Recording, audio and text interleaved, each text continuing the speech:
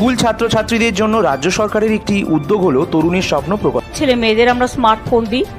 এই আইডিয়াটা আমাদের এসেছিল কোভিডের সময় থেকে, যখন ছেলে মেয়েরা স্কুল কলেজে যেতে পারতো না, তারা পড়াশোনা কী করে করবে। অনেক গরিব ছেলে মেয়ে, মেধাবী ছেলে মেয়ে আছে, যাতে অনলাইনে তারা পড়াশোনা করতে পারে।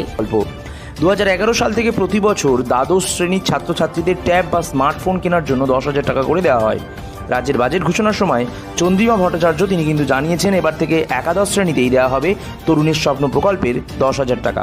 তাই অনেক ছাত্রছাত্রীরা প্রশ্ন করছে, আমরা তো মাধ্যমিক পাশ করলাম, রেজাল্টও বেরিয়ে গেল, তাহলে এবার কবে আমরা ক্লাস 11-এ বা একাদশ শ্রেণীতে ট্যাব কেনার 10,000 টাকা পাবো?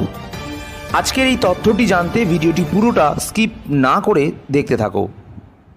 যে সকল ছাত্রছাত্রীরা এবছর উচ্চ মাধ্যমিক দেবে, অর্থাৎ দ্বাদশ শ্রেণীতে পড়াশুনো করছে এবং যে সকল ছাত্রছাত্রীরা মাধ্যমিক দিয়ে সবে একাদশ শ্রেণীতে ভর্তি হয়েছে, তাদের এবার একসঙ্গে ট্যাব বা স্মার্টফোন কেনার 10,000 টাকা করে দেওয়া হবে। অর্থাৎ এবারে একাদশ ও দ্বাদশ শ্রেণীতে পড়ুয়াদের সুষ্ঠুভাবে ট্যাবের টাকা তুলে দেওয়ার জন্য 26 দফার গাইডলাইন জারি করেছে স্কুল শিক্ষা দপ্তর। মানে বুঝতে পেরেছো, যারা এবছর ক্লাস 12-এ পড়ছো, উচ্চ মাধ্যমিক দেবে পরের বছরে, এবং যারা নতুন মাধ্যমিক দিয়েই ক্লাস 11-এ উঠলে, দুজনেই পাবে। তো তরুণের স্বপ্ন প্রকল্পের বাজেট কিন্তু প্রায় 2,000 কোটি টাকা, এবং এটা মুখ্যমন্ত্রী অবশ্যই অনেক দিন আগে পাশ করে দিয়েছে এবং শিক্ষা দপ্তর সেই নিয়ে গাইডলাইন প্রকাশ করেছে। তো এবার আমি আসল প্রশ্নের উত্তর দেবো যে ছাত্রছাত্রীরা কবে পাবে ট্যাবের টাকা।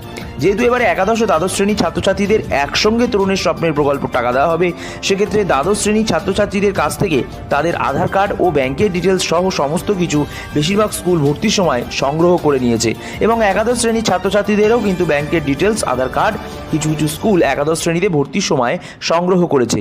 আবার কিছু স্কুল রেজিস্ট্রেশন প্রক্রিয়া শুরু হলে রেজিস্ট্রেশনের সময় সংগ্রহ করবে বলে জানিয়ে দিয়েছে। তো আবেদন ও টাকা ব্যাংক অ্যাকাউন্টে ডিস্ট্রিবিউশনের তারিখ বা আপডেট কি রয়েছে তথ্য? বন্ধুরা বলে দিই যে এই তরুণের স্বপ্ন প্রকল্পের টাকা সেপ্টেম্বরের পর থেকেই দেওয়া শুরু হবে বা সেপ্টেম্বর থেকেই দেওয়া শুরু হতে পারে। এবার কবে থেকে? 2022 সালে যদি আমরা দেখি যে তরুণের স্বপ্ন প্রকল্প কবে ঢুকেছিল, তাহলে কিন্তু আমরা জানি যে 14ই নভেম্বর যখন শিশু দিবস ছিল, এই শিশু দিবসের দিন থেকেই অ্যাকাউন্টে টাকা দেওয়া শুরু করেছিল 2022 সালে। ঠিক তার পরের বছরে যখন আমরা 2023 সাল, বিগত বছরে ঠিক তখন দেখলাম এই 10,000 টাকাটা 5ই সেপ্টেম্বর থেকে বা 5ই সেপ্টেম্বর শিক্ষক দিবসের পরের দিন থেকেই টাকা ঢোকা শুরু করলো। তো এবছর সমস্ত দিক থেকে বিচার করলে বলা যায় যে সেপ্টেম্বর মাসের পর থেকেই দেওয়া হবে, কারণ এবারে 11 ও 12 দুটোকে একসাথে দেওয়া হচ্ছে। বিগত বছরগুলোতে কি হতো, 12কে দেওয়া হতো, কিন্তু এবারে 11কেও দেওয়া হচ্ছে। সেক্ষেত্রে দাঁড়িয়ে কিছুটা পরিবর্তন আশা করা যাচ্ছে ডেটের জন্য। কারণ তোমাদের বলবো অপেক্ষা করো, কোনো রকম ভুয়ো তথ্যে পা দিও না। স্কুল থেকেই সমস্ত টাকাটা তোমাদের ব্যাংক অ্যাকাউন্টে দেওয়া হবে, তুমি সঠিক তথ্য স্কুলে গিয়ে জমা করো, এটাই তোমার আসল ও প্রথমতম কাজ হবে।